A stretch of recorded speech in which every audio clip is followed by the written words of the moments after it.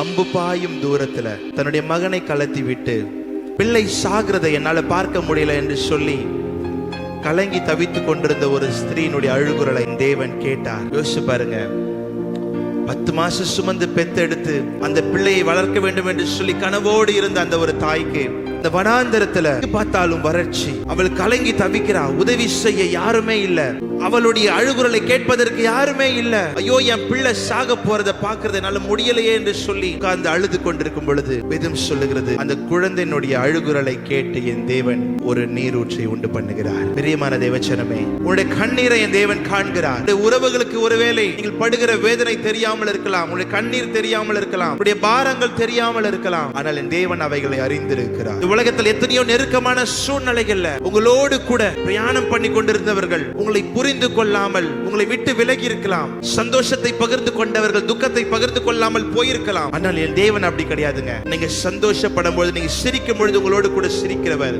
அழும் பொழுது உங்களோடு கூட சேர்ந்து அவரும் அழுகிறவர். யோசிச்சு பாருங்க, இப்பேற்பட்ட அன்பு நிறைந்த ஒரு தெய்வத்தை நீங்களும் நானும் துதித்துக் கொண்டிருக்கிறோம்.